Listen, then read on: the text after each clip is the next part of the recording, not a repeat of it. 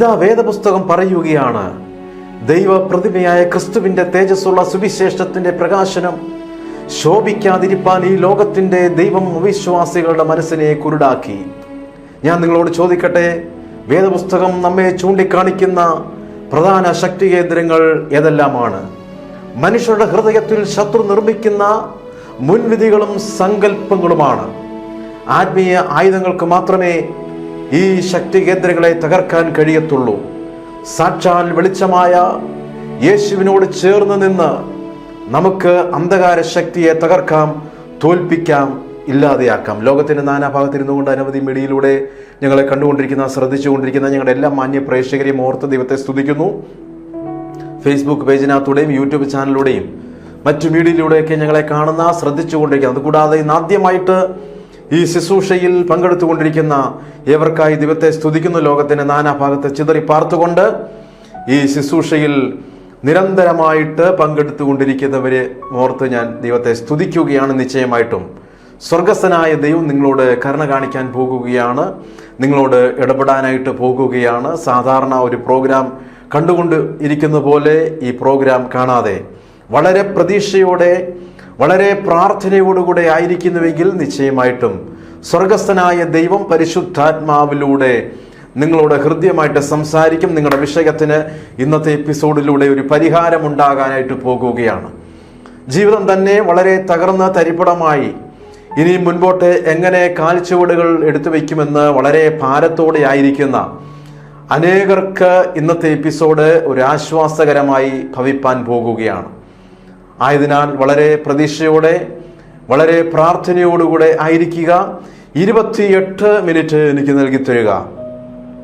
ഈ ശുശ്രൂഷ നിങ്ങൾക്ക് വളരെ വിജയകരമായിട്ട് മാറാനായിട്ട് പോകുകയാണ്, ആശ്വാസകരമായിട്ട് ഭവിപ്പാനായിട്ട് പോകുകയാണ്. തുടർന്ന് കർത്താവിൻ്റെ മാറ്റമില്ലാത്ത വചനത്തെ നമ്മൾ ശ്രവിക്കാൻ പോകുന്നു. വളരെ പ്രതീക്ഷയോടെ ഏവരെയും ഒരിക്കൽ കൂടെ ഈ ശുശ്രൂഷയിലേക്ക് ഞങ്ങളെ ഹാർദമായിട്ട് ഞങ്ങൾ സ്വാഗതം ചെയ്യുന്നു.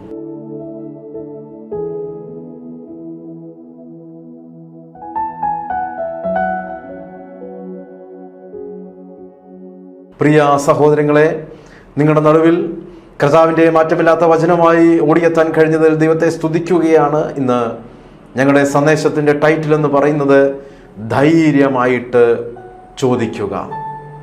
വേദപുസ്തകത്തിൽ ചെറുതോ വലുതോ ആയ അത്ഭുതങ്ങൾ നേടിയെടുത്തവരിൽ അധികവും ദൈവം നേരത്തെ എന്തെങ്കിലും ആളുകളോടോ മാതാപിതാക്കളോടോ പറഞ്ഞിട്ടുള്ള ഏതെങ്കിലും വാഗ്ദത്തം മുറുകെ പിടിച്ച് അവകാശം പറഞ്ഞ് പിടിച്ചെടുത്തതാണ്.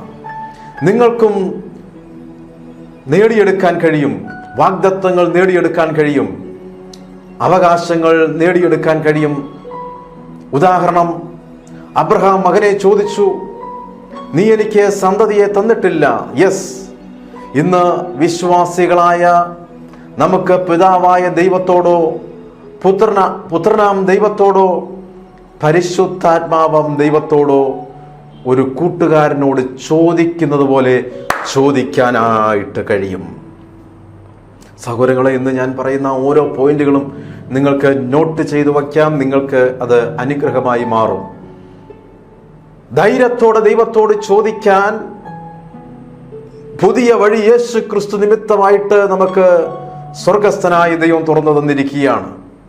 എന്നാൽ പഴയ നിയമഭക്തന്മാർക്ക് ദൈവത്തെ ഭയത്തോടും വിറയലോടും മാത്രമേ അഭിമുഖീകരിക്കാൻ കഴിയുമായിരുന്നുള്ളൂ.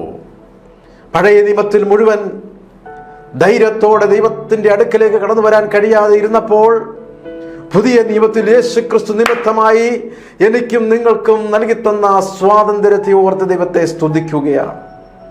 അവിടെ അബ്രഹാം അവകാശത്തോടെ ആയിരുന്നില്ലേ തൻ്റെ സ്വത്തിന് അവകാശിയായ ഒരു മകനെ ചോദിച്ചത് എന്ന് നമുക്ക് ചിന്തിക്കാനായിട്ടിടയായിത്തീരും. ഞാൻ നിങ്ങളോട് ചോദിക്കട്ടെ, എങ്ങനെ അബ്രഹാമിന് ഇങ്ങനെ ചോദിക്കാൻ ധൈര്യമുണ്ടായി? പഴയ നിയമത്തിൽ ഞാൻ നേരത്തെ പറഞ്ഞതുപോലെ വളരെ ഭയത്തോടെ വിറയലോടുകൂടെയാണ് ദൈവസന്നിധിയിലേക്ക് അനേകർ കടന്നു വന്നത്. എന്നാൽ അബ്രഹാമിന് എങ്ങനെയാണ് ഈ ധൈര്യമുണ്ടായത്? ദൈവം ഉൽപ്പത്തി പുസ്തകം 12:2 പറഞ്ഞ വാഗ്ദത്തം, ഞാൻ നിന്നെ വലിയൊരു ജാതിയാക്കും, നിന്നെ അനുഗ്രഹിച്ച് നിന്റെ പേർ വലുതാക്കും, നീ ഒരു അനുഗ്രഹമായിരിക്കും എന്ന വചനമായ വിത്ത് ഹൃദയത്തിൽ, അബ്രഹാമിന്റെ ഹൃദയത്തിലുണ്ടായിരുന്നു. ആ ഹൃദയത്തിൽ ഉണ്ടായിരുന്ന വചനം വാഗ്ദത്തമാണ് പിന്നത്തേതിൽ ദൈവം അബ്രഹാമിനോട് ധൈര്യത്തോടെ ചോദിക്കാനിടയായി തീർന്നത്. ഇനിയും പറയുന്നത് ശ്രദ്ധിച്ചാട്ടെ. പഴയ നിയമത്തിൽ പകുതി ഭാഗത്തെ കാലത്തോളം ഭക്തന്മാർ ദൈവവചനം ഹൃദയത്തിൽ സൂക്ഷിക്കുമായിരുന്നു. കുടുംബത്തലവൻ കുടുംബ പ്രാർത്ഥനയിൽ, അതായത് മോശയ്ക്ക് ശേഷം ശബത്ത് സന്ധ്യയ്ക്ക് വെള്ളിയാഴ്ച രാത്രി ആഹാരത്തിന് മുൻപായിട്ട് മക്കൾക്ക് വാമൊഴിയായിട്ട് തലമുറകൾക്ക് കൈമാറുന്ന രീതി ഉണ്ടായിരുന്നു. അങ്ങനെ കൈമാറുമായിരുന്നു. അങ്ങനെ അബ്രഹാമിന് ദൈവം നേരിട്ട് കൊടുത്ത വാഗ്ദത്തം ഹൃദയത്തിൽ ഉണ്ടായിരുന്നു. യാക്കോബ് ദൈവം പറഞ്ഞതിനാൽ ബേഥേലിലേക്ക് മടങ്ങി വന്നു. അപ്പോഴാണ് അറിവ് കിട്ടുന്നത്, വൃദ്ധനായ അപ്പൻ മരിച്ചു കഴിയുമ്പോൾ നിന്നെ ഞാൻ കൊല്ലുമട എന്ന് പറഞ്ഞ മൂത്ത സഹോദരൻ 400 യോദ്ധാക്കളുമായിട്ട് വരികയാണ്. 318 പേരുമായിട്ട് 5 രാജാക്കന്മാരോട് യുദ്ധത്തിന് പോയി ജയിച്ച് കൊള്ളയുമായി മടങ്ങിയ അബ്രഹാമിന്റെ കഥ ഓർമ്മ വന്നു. അങ്ങനെ യാക്കോബ് ഭയന്നുപോയി. 400 യോദ്ധാക്കൾ, ഭയന്ന യാക്കോബ് പ്രാർത്ഥിച്ചു. യാക്കോബും ഏശാവും പ്രാർത്ഥിക്കുന്ന വല്യപ്പച്ചന്റെയും അമ്മാച്ചന്റെയും മക്കളായിരുന്നു. എങ്കിലും ആത്മീയ കാര്യത്തിൽ രണ്ടുപേരും 2 ധ്രുവങ്ങളിലായിരുന്നു. ഏശാവിന്റെ നിഘണ്ടുവിൽ ദൈവമെന്നൊരു വാക്കേ ഉണ്ടായിരുന്നില്ല. തൻ്റെ ജീവിതത്തിൽ യാഗമില്ല, തൻ്റെ ജീവിതത്തിൽ ആരാധനയില്ല, തൻ്റെ ജീവിതത്തിൽ പ്രാർത്ഥനയില്ല. ഞാൻ നിങ്ങളോട് ചോദിക്കട്ടെ, നിങ്ങളുടെ വ്യക്തിപരമായ ജീവിതത്തിൽ പ്രാർത്ഥനയുണ്ടോ? ഇന്ന് ഈ സന്ദേശം വ്യത്യസ്ത മീഡിയയിലൂടെ കണ്ടുകൊണ്ടിരിക്കുന്ന, അനേക രാജ്യങ്ങളിൽ ചിതറിപ്പാർത്ത് കണ്ടുകൊണ്ടിരിക്കുന്ന നിങ്ങളോട് ഞാൻ ചോദിക്കട്ടെ, നിങ്ങളുടെ വ്യക്തിപരമായ ജീവിതത്തിൽ പ്രാർത്ഥനയുണ്ടോ? ഇല്ല എന്നാണ് മറുപടിയെങ്കിൽ ഇന്ന് അതിന് മാറ്റം വരുത്തുക. സഹോദരങ്ങളെ, വ്യക്തിപരമായ ജീവിതത്തിൽ പ്രാർത്ഥനയുടെ അളവ് 2025 വർദ്ധിപ്പിക്കേണ്ടത് ഏറ്റവും ആവശ്യമാകുന്നുവെന്ന് പരിശുദ്ധാത്മാവിലൂടെ അനേകരോട് ആലോചന അറിയിക്കട്ടെ. പ്രാർത്ഥന തുടങ്ങുക, ആരാധന ആരംഭിക്കുക. ദൈവം ആരുടെ ഒപ്പമാണെന്ന് നിങ്ങൾക്കറിയാമോ? ആരാധനയ്ക്ക്, പ്രാർത്ഥനയ്ക്ക് മുൻതൂക്കം കൊടുക്കുന്നവരോടൊപ്പം ആയിരിക്കും ദൈവം ഉണ്ടായിരിക്കുന്നത്. അതുകൊണ്ട് പ്രശ്നം വരുമ്പോൾ പ്രാർത്ഥിക്കാൻ ഓടുകയല്ല വേണ്ടത്. ഇപ്പോൾ ഈ അവസരം, ഇന്നു മുതൽ തീരുമാനമെടുക്കുക. ഇനി മുതൽ ഞാൻ അങ്ങോട്ട് പ്രാർത്ഥിക്കുന്ന സ്വഭാവമുള്ളവളായിട്ട് മാറുമെന്ന് തീരുമാനമെടുക്കാൻ കഴിയുമോ? ആരാധിക്കുന്നവരുടെ കൂടെയാണ് ദൈവമുള്ളത്. പ്രാർത്ഥനയ്ക്ക് മുൻതൂക്കം കൊടുക്കുന്നവരോടൊപ്പം ദൈവം ഉണ്ട്. ഇവിടെ യാക്കോബ് വ്യത്യസ്തന. ആരാധനയുണ്ട്, ദർശനം, പ്രാർത്ഥന, ദൈവശബ്ദം കേൾക്കുന്നു. യാക്കോബ് പ്രാർത്ഥിച്ചത് എങ്ങനെയെന്ന് കാണുക. പിന്നെ യാക്കോബ് പ്രാർത്ഥിച്ചത്, എൻ്റെ പിതാവായ അബ്രഹാമിൻ്റെ ദൈവവും എൻ്റെ പിതാവായ ഇസ്ഹാക്കിൻ്റെ ദൈവമായുള്ളവേ, നിന്റെ ദേശത്തേക്കും നിന്റെ ചർച്ചക്കാരുടെ അടുക്കലേക്കും മടങ്ങിപ്പോക. ഞാൻ നിനക്ക് നന്മ ചെയ്യുമെന്ന് എന്നോട് അരുളി ചെയ്ത യഹോവയെന്ന് വലിയ ദീർഘമായൊരു പ്രാർത്ഥന ഉൽപ്പത്തി 32:9 കാണാൻ കഴിയുന്നു. ഇനി 12 വാക്യം ശ്രദ്ധിക്കൂ. നീയോ, ഞാൻ നിന്നോട് നന്മ ചെയ്യും, നിന്റെ സന്തതിയെ പെരുപ്പം കൊണ്ട് എണ്ണിക്കൂടാത്ത കടൽക്കരയിലെ മണൽ പോലെ ആക്കുമെന്ന് അരുളി ചെയ്തുവല്ലോ. ദൈവം 20 വർഷങ്ങൾക്ക് മുൻപ് പറഞ്ഞ വാഗ്ദത്തം, വചനമായ വിത്ത് യാക്കോബ് ഹൃദയത്തിൽ സൂക്ഷിച്ചു. ഞാൻ നിങ്ങളോട് പറയട്ടെ, വചനമാകുന്ന വിത്ത് നിങ്ങളുടെ ഹൃദയത്തിനകത്ത് സൂക്ഷിക്കണം. ആവശ്യമുള്ളപ്പോൾ അത് ഉപയോഗിക്കണം. ഹൃദയത്തിന്റെ അന്തർഭാഗത്ത് വചനമായ വിത്ത് ഉള്ളിടത്തോളം കാലം ഒരു ശത്രുവിനും നിന്നെ തൊടാൻ കഴിയത്തില്ല. സംശയങ്ങൾ നിന്നെ കയറി പിടിക്കുകയില്ല. വചനമായ വിത്ത് യാക്കോബിന്റെ ഹൃദയത്തിൽ സൂക്ഷിച്ച നിമിത്തമായിട്ട് അവൻ വിജയിക്കുകയാണ് ഉണ്ടായത്. അങ്ങനെ ആവശ്യം വന്ന നേരത്ത് അവൻ അത് പുറത്തെടുത്തു. ദൈവത്തോട് പറയുന്നു, നീ അന്ന് പറഞ്ഞതല്ലേ നിശ്ചയമായും എന്ന് പറഞ്ഞില്ലേ? ഞാൻ മറന്നിട്ടില്ല, എനിക്കിത് ചെയ്തു തരണം. ഒടുവിൽ എന്താണ് നടന്നത് നിങ്ങൾക്കറിയാമോ? അവനെ കൊല്ലുവാൻ വന്ന, പക തീർക്കാൻ വന്ന സഹോദരന്റെ മനസ്സ് ദൈവം മാറ്റി. സഹോദരങ്ങൾ, ഇന്ന് നിങ്ങളോട് പകയോടും വിദ്വേഷത്തോടും ഇടപെട്ടുകൊണ്ടിരിക്കുന്ന, നിങ്ങളുടെ വളർച്ചയെ അസൂയയോട് കണ്ടുകൊണ്ടിരിക്കുന്ന, നിങ്ങളുടെ അധപതനം കാണാൻ ശ്രമിച്ചുകൊണ്ടിരിക്കുന്ന അനേക ശത്രുക്കൾ മിത്രമായി സ്വർഗസ്ഥനായ ദൈവം മാറ്റുമെന്നറിയുക. അനേകരോട് പരിശുദ്ധാത്മാവ് വചനത്തിനകത്തൂടെ ശക്തമായിട്ട് ഇടപെട്ടുകൊണ്ടിരിക്കുകയാണ്. അമ്മായി അപ്പന്റെ മനസ്സ് മാറ്റി, സഹോദരൻ മിത്രമായി മാറി, അഭ്യുദയകാംക്ഷിയായിട്ട് മാറി. അമ്മായിയപ്പൻ മിത്രമായിട്ട് തീർന്നു, അഭ്യുദയകാംക്ഷിയായിട്ട് തീർന്നു. തലമുറകൾക്കായിട്ട് ഉടമ്പടി ചെയ്തു. എങ്ങനെയാണ് യാക്കോബ് ഇത് സാധിച്ചെടുത്തത്? ദൈവം പറഞ്ഞ വാഗ്ദാനങ്ങൾ ഹൃദയത്തിൽ സംഗ്രഹിച്ചതിനാൽ, ഹൃദയത്തിൽ സൂക്ഷിച്ചു വച്ചതിനാൽ, ആവശ്യ നേരത്തത് പറഞ്ഞ് അല്ലെങ്കിൽ ഉദ്ധരിച്ച് ദൈവത്തെ ഓർമ്മപ്പെടുത്തി അവകാശം പറഞ്ഞ് അവൻ പ്രാപിച്ചെടുക്കുകയായിരുന്നു. സഹോദരങ്ങളെ, ദൈവത്തിൽ നിന്ന് നന്മയും അനുഗ്രഹവും അവകാശം പറഞ്ഞ് പ്രാപിച്ചെടുക്കാൻ കഴിയണം. ഹൃദയത്തിനകത്ത് വിത്ത് പോലെ വചനത്തെ സൂക്ഷിക്കണം. നിന്റെ ഹൃദയത്തിനകത്ത്, നിങ്ങളുടെ ഹൃദയത്തിനകത്ത് ദൈവം പറഞ്ഞ ആലോചന മറന്നു പോകാതെ വീണ്ടും വീണ്ടും, കർത്താവേ 2015 എന്നോട് അങ്ങനെ പറഞ്ഞില്ലേ, 16 പറഞ്ഞില്ലേ, 18 പറഞ്ഞില്ലേ, കോവിഡിന് മുമ്പ് എന്നോട് പറഞ്ഞില്ലേ, ഇപ്പോൾ ഇതാ 2025 ആയിരിക്കുന്നു, നിനക്ക് എന്നോട് കരുണ കാണിച്ച് അന്ന് പറഞ്ഞ ആലോചന എന്തുകൊണ്ട് എൻ്റെ ജീവിതത്തിൽ നടത്തി തന്നുകൂടാ എന്ന് ചോദിക്കാൻ അനേകർക്ക് ഇന്നത്തെ എപ്പിസോഡ് നിമിത്തമായിട്ട് ഇടയായി തീരട്ടെ എന്ന് ഞാൻ പ്രാർത്ഥിക്കുകയാണ്. ഹൃദയത്തിൽ സൂക്ഷിച്ച വിത്ത് തക്ക നേരത്ത് പുറത്തെടുത്തു, ഫലം കൊടുത്തു. അങ്ങനെ യോസഫ്, ഇനി യോസഫിനെ പറ്റി പറയാൻ പോകുകയാണ്. യോസഫ് ദൈവത്തിൽ നിന്നും ഒരു സ്വപ്നം പ്രാപിച്ചു. സഹോദരങ്ങളെ, ഒരു സ്വപ്നവുമില്ലാതെ 2025 ജീവിക്കാൻ പാടില്ല. നിങ്ങളൊരു സ്വപ്നക്കാരൻ ആയിരിക്കണം. ഒരു സ്വപ്നവുമില്ലാതെ ഒരു ദിവസവും ആരംഭിക്കരുത്. എഴുതി വെക്കാം.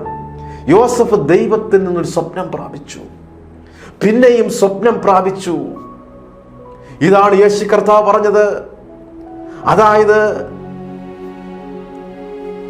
താലന്ത് അവന്റെ പക്കൽ നിന്ന് എടുത്ത് 10 താലന്ത് ഉള്ളവന് കൊടുപ്പി, അങ്ങനെ ഉള്ളവന്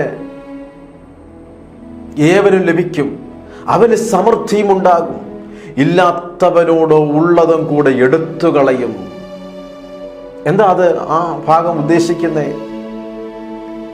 ഇല്ലാത്തവൻ ഉള്ളവന് പിന്നെയും കൊടുത്തുകൊണ്ടിരിക്കുക. എന്താ കാര്യം? അവൻ സ്വപ്നം അല്ലെങ്കിൽ വീണ്ടും വീണ്ടും ആ താലന്ത് പ്രയോജനപ്പെടുത്തുന്നു.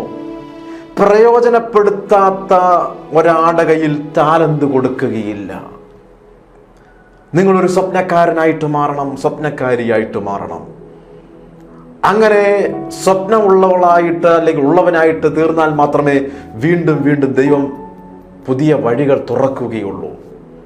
അതായത് ഞാൻ വിശദമാക്കാം. സ്വപ്നം കൊടുത്തിട്ട് ഒന്നും ചെയ്യാത്തവന് പിന്നെയും കൊടുത്തിട്ട് എന്ത് പ്രയോജനമാണുള്ളത്? 2 വർഷം മുമ്പ് 3 വർഷം മുമ്പ് ദൈവം തന്ന സ്വപ്നം നിങ്ങളത് പ്രയോജനപ്പെടുത്താതെ മാറ്റിവച്ചാൽ പ്രയോജനപ്പെടുന്നവർക്ക് ദൈവം അത് എടുത്തു കൊടുക്കും. സ്വപ്നം കൊടുത്തിട്ട് ഒന്നും ചെയ്യാതെ മടിപിടിച്ചിരുന്നാൽ എന്ത് പ്രയോജനമാണ്? അവന്റെ സ്വപ്നം കൂടി എടുത്ത് സ്വപ്നം കിട്ടിയപ്പോൾ ഉപയോഗിക്കുന്നവന് കൊടുത്തു. അതാണ് യാക്കോബിൽ സംഭവിച്ചത്. ഒന്നുകൂടി പറഞ്ഞാൽ, ദൈവം തന്ന ഒരു സ്വപ്നം നിങ്ങൾ പൂർത്തിയാക്കിയാൽ മാത്രമേ പിന്നീട് മറ്റൊരു സ്വപ്നം നിങ്ങൾക്ക് തരികയുള്ളൂ. സഹോദരങ്ങളെ, എന്നും കണ്ണുനീരിൽ കഴിയുന്ന, ജീവിതത്തിനൊരു മുന്നേറ്റമില്ലാതിരിക്കുന്ന, ഒരു എഴുന്നേറ്റമില്ലാതിരിക്കുന്ന അനേക ഭവനത്തോട് പരിശുദ്ധാത്മാവ് ഇടപെടുകയാണ്. ദൈവം നിനക്ക് കഴിഞ്ഞ കാലങ്ങളിൽ തന്ന സ്വപ്നം നീ ഏത് നിലയിലാണ് പ്രയോജനപ്പെടുത്തിയത്? പ്രയോജനപ്പെടുത്താതിരുന്നത് കൊണ്ടാണ് പിന്നീട് ഒന്നും നിന്റെ ജീവിതത്തിൽ സംഭവിക്കാതെ പോയത്, ഒരനുഗ്രഹവും ഉണ്ടാകാതെ പോയത്. എന്നാൽ ഒരു സ്വപ്നം തന്നപ്പോൾ ആ സ്വപ്നത്തെ ഉപയോഗിച്ചവർക്ക് മാത്രമേ അഭിവൃദ്ധി ഉണ്ടായിട്ടുള്ളൂ. പിന്നീട് മറ്റൊരു സ്വപ്നം നിങ്ങൾക്ക് ദൈവം തരത്തുള്ളൂ. ആദ്യം തന്ന താലന്ത് നിങ്ങൾ പ്രയോജനപ്പെടുത്തിയാൽ മാത്രമേ മറ്റൊരു താലന്ത് ദൈവം നിനക്ക് തരത്തുള്ളൂ. പലരും അനേകർ പ്രയർ ലൈന് വിളിക്കുമ്പോൾ പറയാറുണ്ട്, 5 വർഷമായിട്ട് 10 വർഷമായിട്ട് പല വിഷയത്തിനു വേണ്ടി പ്രാർത്ഥിക്കുന്ന മറുപടിയില്ല. എന്താ കാര്യം? നിനക്ക് തന്ന താലന്ത് നീ ഉപയോഗിക്കാത്തത് കൊണ്ടാണ്. എന്തുകൊണ്ടാണ് ഒരു എഴുന്നേറ്റമില്ലാതിരിക്കുന്നത്, ഒരു വർധനമില്ലാതിരിക്കുന്നത്? നിങ്ങൾക്ക് തന്ന സ്വപ്നം അല്ലെങ്കിൽ നിങ്ങൾക്ക് തന്ന താലന്ത് നിങ്ങൾ പ്രയോജനപ്പെടുത്തിയില്ല. യോസഫ് സ്വപ്നം കണ്ടു, വീണ്ടും മറ്റൊരു സ്വപ്നം കണ്ടു. ആദ്യം കണ്ട സ്വപ്നം, പിന്നീട് മറ്റൊരു സ്വപ്നം. എന്തുകൊണ്ടാണ് യോസഫിന് പിന്നെയും സ്വർഗസ്ഥനായ ദൈവം സ്വപ്നം കൊടുത്തുകൊണ്ടിരുന്നത്? യോസഫ് അതെല്ലാം കൃത്യസമയത്ത് ഉപയോഗിച്ചു, പ്രയോജനപ്പെടുത്തി. ഇന്ന് പരിശുദ്ധാത്മാവ് നിങ്ങളെ നോക്കി പറയുന്നു, ദൈവം നിനക്ക് തന്ന താലന്തുകൾ, സ്വപ്നങ്ങൾ പ്രയോജനപ്പെടുത്തുക. അങ്ങനെ പ്രയോജനപ്പെടുത്തിയാൽ മാത്രമേ വരും ദിവസങ്ങളിൽ കൂടുതൽ നിനക്ക് തരത്തുള്ളൂ. അല്ലാതെ കൂടുതൽ സ്വപ്നമുള്ളവനോട് കണ്ണുകടിച്ചിട്ട് യാതൊരു പ്രയോജനമില്ല. യോസഫ് അവനത് വിശ്വസിച്ചു. അതിനാലാണ് അവൻ തന്നെ സഹോദരന്മാരോട് ആ സംഭവിക്കാൻ സാധ്യതയില്ലാത്ത സ്വപ്നങ്ങൾ പറയുവാൻ ധൈര്യപ്പെട്ടത്. യോസഫ് എന്തുകൊണ്ടാണ് സഹോദരന്മാരോട് സ്വപ്നത്തെ പറ്റി പറഞ്ഞത്? അവൻ മൂടി വച്ചില്ല. ദൈവം കൊടുത്ത സ്വപ്നം യോസഫ് സഹോദരന്മാർക്ക് ഷെയർ ചെയ്തു കൊടുത്തു, പറഞ്ഞു. അത് നിമിത്തമായിട്ട് യോസഫ് ഒരുപാട് കഷ്ടതകൾ, പ്രയാസങ്ങൾ, പ്രതികൂലങ്ങൾ സഹിക്കേണ്ടി വന്നുവെങ്കിലും ദൈവത്തിനറിയാമായിരുന്നു ഈ യോസഫ് ഞാൻ കൊടുത്ത സ്വപ്നം പ്രയോജനപ്പെടുത്തിയെടുക്കുമെന്ന്. ദൈവത്തിൽ നിന്ന് ആയിരുന്നുവെങ്കിലും ഒരു കാരണവശാലും അവ സംഭവിക്കുകയില്ല എന്ന് ചരിത്രവും സാഹചര്യവും അവന്റെ ബുദ്ധിയും പറഞ്ഞപ്പോൾ അവൻ സ്വപ്നം മറന്നില്ല. ദൈവം കൊടുത്ത സ്വപ്നം യോസഫ് മറന്നില്ല. ബുദ്ധി പറഞ്ഞു കാണും, സംഭവിക്കാൻ സാധ്യതയില്ല. ചരിത്രം പുറകോട്ട് പരിശോധിച്ചപ്പോൾ, സാഹചര്യമെല്ലാം നോക്കിയപ്പോൾ യോസഫിന്റെ ബുദ്ധി പറഞ്ഞു കാണും, ഒരിക്കലും സംഭവിക്കാൻ സാധ്യതയില്ല. ദൈവം കൊടുത്ത സ്വപ്നം താൻ മറന്നില്ല.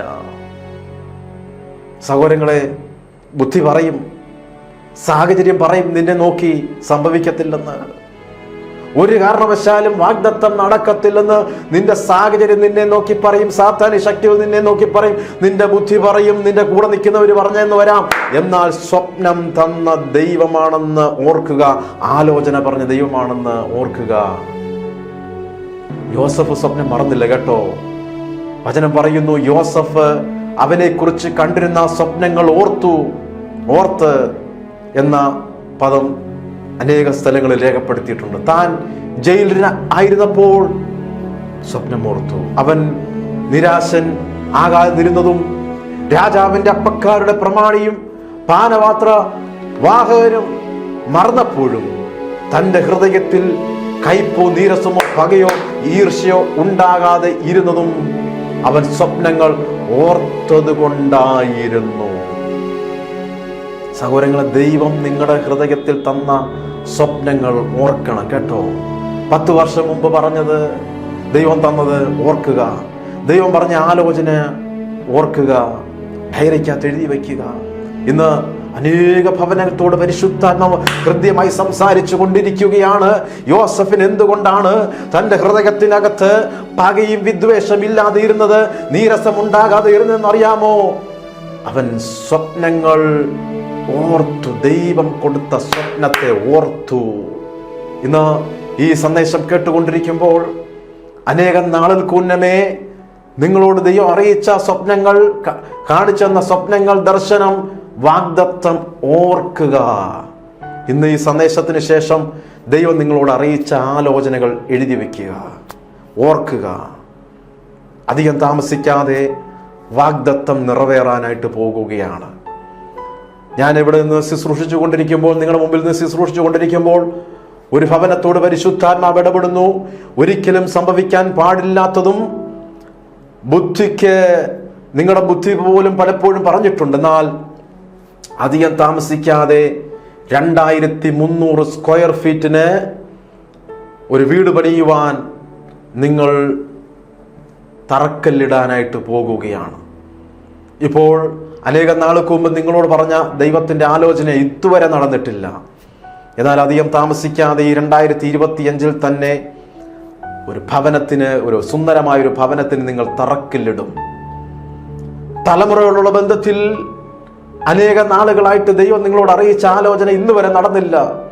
എന്നാൽ ഈ ജൂൺ മാസത്തിൽ സ്വർഗസ്ഥനായ ദൈവം തലമുറകളോട് അറിയിച്ച ആലോചനകൾ സംഭവിക്കാനായിട്ട് പോകുകയാണ്. സാമ്പത്തികമായിട്ടുള്ള മേഖലയിൽ, സാമ്പത്തിക കൊടുക്കൽ വാങ്ങൽ സംബന്ധമായിട്ട് പലരും നിരാശയിൽ കഴിഞ്ഞുകൊണ്ടിരിക്കുന്നു. അങ്ങനെയുള്ളവർ ഈ സന്ദേശം കേട്ടുകൊണ്ടിരിക്കുകയാണ്. ഈ 6ാമത്തെ മാസത്തിൽ നിന്റെ സ്വപ്നത്തെയും നിന്റെ ദർശനത്തെയും ദൈവം നിന്നോട് അറിയിച്ച ആലോചനയും അത് യാഥാർത്ഥ്യത്തിലേക്ക് വരാനായിട്ട് പോകുകയാണ്. നിന്റെ തൊട്ടടുത്തുള്ള ചില പുരകളും കൂടെ മേടിക്കത്തക്ക രീതിയിൽ സ്വർഗസ്ഥനായ ദൈവം നിന്റെ കരങ്ങളിൽ സാമ്പത്തികം നൽകി തരാൻ പോകുന്നു. വീട് വിറ്റിട്ട്, വീടും അല്പം സ്ഥലവും വിറ്റിട്ട് തലമുറയുടെ വിഷയത്തിന് വേണ്ടിയിട്ട് അനേകം നാളുകളായിട്ട് പ്രാർത്ഥിച്ചു കൊണ്ടിരിക്കുന്നവര് ഈ ശുശ്രൂഷയിൽ പങ്കെടുത്തുകൊണ്ടിരിക്കുകയാണ്. ഈ 6ാമത്തെ മാസം തീരുന്നതിന് മുന്നമേ സ്വർഗസ്ഥനായ ദൈവം ഒരത്ഭുതം നിനക്ക് വേണ്ടി ചെയ്യാനായിട്ട് പോകുകയാണ്. സാമ്പത്തികമായിട്ട് കടഭാരത്താൽ 13 ലക്ഷം രൂപ കടഭാരത്താൽ കഴിഞ്ഞ 8 വർഷമായിട്ട് വ്യാകുലപ്പെട്ട് അലഞ്ഞുകൊണ്ടിരിക്കുന്ന ഒരു ഭവനത്തോട് പരിശുദ്ധാത്മാവ് ഇടപെടുന്നു. ഈ 6ാമത്തെ മാസം സ്വർഗസ്ഥനായ ദൈവം നിനക്ക് വേണ്ടി പ്രവർത്തിക്കാനായിട്ട് പോകുകയാണ്. അതുകൊണ്ട് എന്ത് ചെയ്യണം? സ്വപ്നങ്ങൾ മറന്നു പോകരുത്. അത് യാഥാർത്ഥ്യത്തിലേക്ക് വരാനായിട്ട് പോകുകയാണ്. യോസഫിനെ എല്ലാവരും മറന്നുപോയി. എന്നാൽ ദൈവം കൊടുത്ത സ്വപ്നം, ദർശനം താൻ മറന്നില്ല. തൻ്റെ ഹൃദയത്തിൽ കയ്പുണ്ടാകേണ്ട അവസരമുണ്ടായിരുന്നു, നീരസം വരേണ്ട അവസരമുണ്ടായിരുന്നു, പക വരേണ്ട അവസരമുണ്ടായിരുന്നു, ഈർഷ്യ ഉണ്ടാകേണ്ട അവസരമുണ്ടായിരുന്നു. അതെല്ലാം ഉണ്ടാകാതെ ഇരുന്നത് ദൈവം കൊടുത്ത ദർശനം, സ്വപ്നം പിന്നെയും പിന്നെയും അവൻ ഓർത്തത് കൊണ്ടാണ്. ഇന്ന് എന്നെ കേട്ടുകൊണ്ടിരിക്കുന്ന സഹോദരി സഹോദരന്മാരെ, അനേകരും നിങ്ങളെ മറന്നിട്ടുണ്ട്. നിങ്ങളുടെ കൂടെ നിന്നവർ മറന്നു, നിങ്ങളുടെ ബന്ധക്കാർ മറന്നു, ചർച്ചക്കാർ മറന്നു, സ്നേഹിതർ മറന്നു, നിന്നെ കൈപിടിച്ചുയർത്താമെന്ന് പറഞ്ഞവർ മറന്നു, സകലരും മറന്നു. എന്നാൽ സ്വപ്നം തന്ന ദൈവം മറന്നിട്ടില്ല കേട്ടോ. ഇന്ന് അവിടുന്ന് നിനക്ക് വേണ്ടി ഒരു അത്ഭുതത്തെ ചെയ്യാനായിട്ട് പോകുകയാണ്. സ്വപ്നം തന്നവൻ നിന്നെ മറന്നിട്ടില്ല, ദർശനം തന്നവൻ നിന്നെ മറന്നിട്ടില്ല, ആലോചന തന്നവൻ നിന്നെ മറന്നിട്ടില്ല. കോട്ടയം ജില്ലയുടെ ഒരു ഭാഗത്തിരുന്നു കൊണ്ട് വളരെ കണ്ണുനീരോടെ ഈ ശുശ്രൂഷയിൽ പങ്കെടുത്തുകൊണ്ടിരിക്കുന്ന ഒരു ഭവനത്തോട് പരിശുദ്ധാത്മാവ് ആലോചനയായിട്ട് അറിയിക്കട്ടെ. നിനക്ക് ദൈവം തന്ന സ്വപ്നത്തെ യാഥാർത്ഥ്യത്തിലേക്ക് സ്വർഗസ്ഥനായ ദൈവം വരുത്താൻ പോകുകയാണ്. നിന്റെ സഹോദരന്മാരുടെ നടുവിൽ, നിന്റെ ബന്ധക്കാരുടെ നടുവിൽ, നിന്റെ ചർച്ചക്കാരുടെ നടുവിൽ ദൈവം നിന്നെ മുൻനിരയിൽ കൊണ്ടുവരാൻ പോകുകയാണ്. ഈ ആലോചന സ്വീകരിക്കുക, ഈ ആലോചന ഏറ്റെടുക്കുക. ഇതാ സ്വർഗസ്ഥനായ ദൈവം നിനക്ക് വേണ്ടി അത്ഭുതത്തെ ചെയ്യാനായിട്ട് പോകുകയാണ്.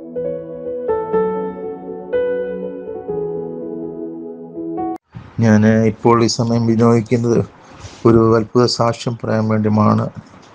എൻ്റെ മകള് കല്യാണം കഴിച്ചിട്ട് 3 വർഷമായി. ഞാൻ കോട്ടയത്തു നിന്ന് സംസാരിക്കുന്നു. എൻ്റെ പേര് ഫിലിപ്പ്. പിന്നെ 3 വർഷമായി കല്യാണം കഴിച്ചിട്ട്. ദൈവം ഒരു തലമുറകൾക്ക് വേണ്ടി ഞങ്ങൾ പ്രാർത്ഥിക്കുകയാണ്.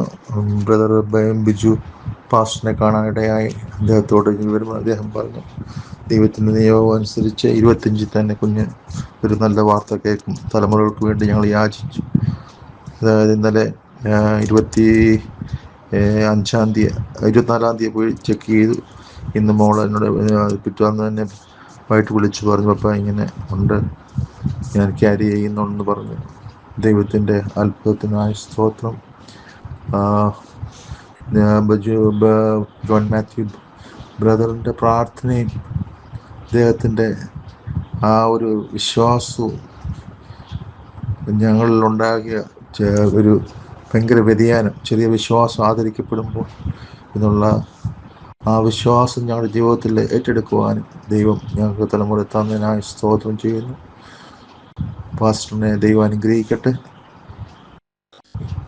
എല്ലാം ദൈവത്തിന് നന്ദി, യേശുവേ നന്ദി, സ്തോത്രം.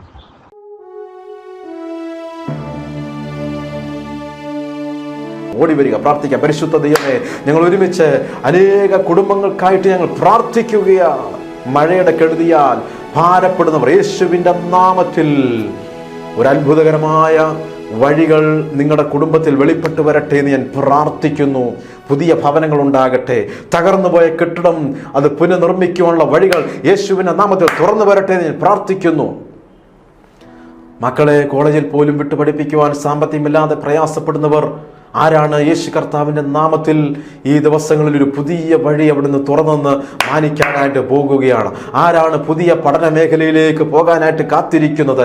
തക്ക സമയത്ത് വളരെ അനുഗ്രഹിക്കപ്പെട്ട കോളേജിൽ ഒരു അഡ്മിഷൻ നിങ്ങൾക്ക് ലഭിക്കാനായിട്ട് പോകുന്നു. അപ്പോൾ തന്നെ BP കൂടിയിട്ട് ചികിത്സയിൽ കഴിയുന്ന ഒരു വ്യക്തി ജീവിതം ഈ ശുശ്രൂഷയുടെ ആരംഭം മുതൽ പങ്കെടുത്തുകൊണ്ടിരിക്കുകയാണ്.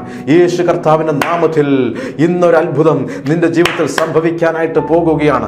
സാമ്പത്തികമായിട്ട് ഞെരുക്കം അനുഭവിക്കുന്നവർ ഇപ്പോൾ യേശു ക്രിസ്തുവിൻ്റെ നാമത്തിൽ സ്വാതന്ത്ര്യം പ്രാപിക്കുന്നതായിട്ട് ദൈവത്തിൻ്റെ ആത്മാവിനെ കാണിക്കുകയാണ്. മാനസികമായിട്ട് തകർന്ന് ഇരിക്കുന്നവർ ആരാണ്? ഇന്ന് ഈ ശുശ്രൂഷ കഴിയുമ്പോൾ നിങ്ങളുടെ ആ വലിയ ഭാരം സ്വർഗസ്ഥനായ ദൈവം എടുത്തു മാറ്റാനായിട്ട് പോകുകയാണ്. പനിയാൽ ഭാരപ്പെടുന്നവർ യേശുവിന്റെ നാമത്തിൽ സൗഖ്യമാകട്ടെ. ഡെങ്കിപ്പനിയാൽ ഭാരപ്പെടുന്നവർ യേശു ക്രിസ്തുവിന്റെ നാമത്തിൽ സൗഖ്യമാകട്ടെ. ആരാണ് കണ്ണിന് കാഴ്ച കുറഞ്ഞു വരുന്ന അനുഭവത്തിലൂടെ കടന്നു പോയിക്കൊണ്ടിരിക്കുന്നത്? ഇപ്പോൾ കർത്താവ് നിന്നെ തൊട്ടുകൊണ്ടിരിക്കുന്നു. സൗഖ്യമാകുക, യേശുവിന്റെ നാമത്തിൽ സൗഖ്യമാകുക. അനേക കുടുംബങ്ങളെ നോക്കി അങ്ങയുടെ യേശു കർത്താവിന്റെ നാമം ചൊല്ലി ഞാൻ അനുഗ്രഹിച്ച് പ്രാർത്ഥിക്കുകയാണ്. പിതാവിൻ്റെയും പുത്രൻ്റെയും പരിശുദ്ധ നാമത്തിൽ ഇന്നത്തെ ശുശ്രൂഷയിൽ പങ്കെടുത്തുകൊണ്ടിരിക്കുന്ന എല്ലാവരെയും ഞങ്ങൾ ബ്ലസ് ചെയ്യുന്നു യേശു കർത്താവിൻ്റെ അൻപുള്ള നാമത്തിൽ തന്നെ. ആമേൻ. സഹോദരങ്ങൾ, ഇന്നത്തെ എപ്പിസോഡ് നിങ്ങൾക്ക് വളരെ പ്രയോജനകരമായി എന്ന് വിശ്വസിക്കേണ്ടപ്പോൾ അടുത്ത ആഴ്ച ഇതേ സമയം വീണ്ടും കണ്ടുമുട്ടും വരെ മത്യുന്നതിന് ചെറന്മറുവിൽ സ്വർഗസ്ഥനായ ദൈവം നമ്മളെല്ലാവരും സംരക്ഷിക്കുമാറാകട്ടെ. God bless you.